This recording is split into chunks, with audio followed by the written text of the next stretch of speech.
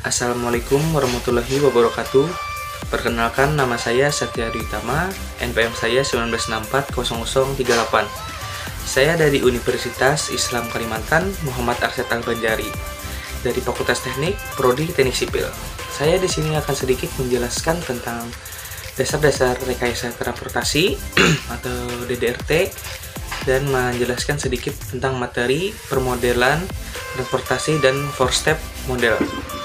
Mari simak video pembahasan berikut ini.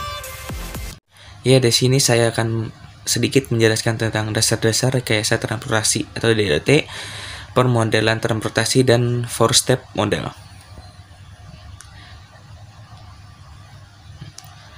4-step model. Zona adalah suatu istilah yang berasal dari bahasa Yunani yang berarti sabuk, digunakan untuk berbagai keperluan dalam bahasa Yunani kuno, atau orthokols digunakan untuk menjelaskan kawasan untuk pria dan kawasan untuk wanita yang kemudian digunakan untuk menjelaskan wilayah.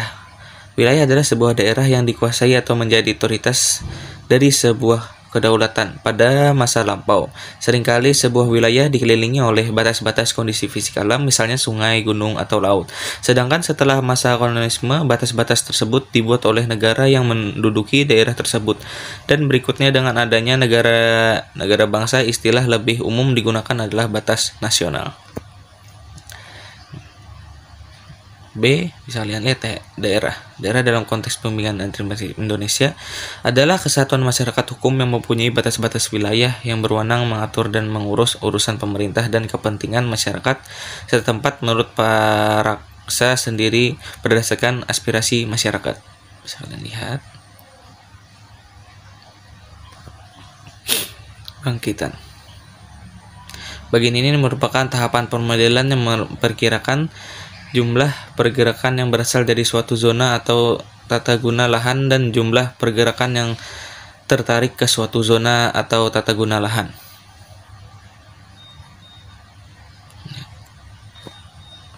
Sebaran.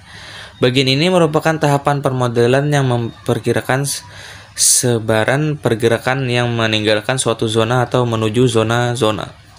Meskipun demikian, type distribution sering disebut dengan production attraction pairs dibandingkan origin destination pairs.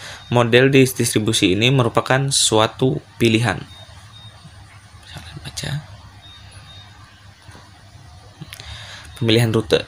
Setelah dipilihnya tipe moda angkutan dan jalur distribusi, maka akan timbullah aliran volume lalu lintas. Pada tahapan ini, pengaturan akan lalu lintas akan dilakukan. Lihat.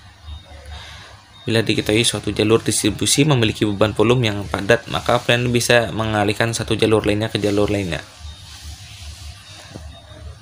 Kesimpulan, perencanaan transportasi pada dasarnya memiliki ciri yang berbeda dengan kajian di bidang lain.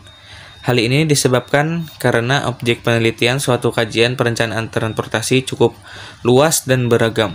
Oleh karena itu, dalam perencanaan transportasi perlu juga untuk memperlihatkan faktor-faktor lainnya yang terkait.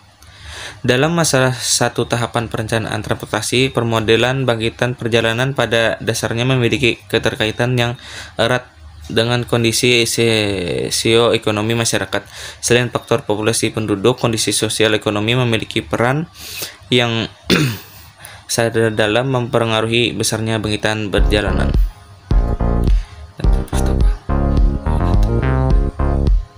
Ya, demikian yang dapat saya jelaskan sedikit tentang permodelan transportasi dan 4-step model. Mohon maaf apabila ada kesalahan. Assalamualaikum warahmatullahi wabarakatuh.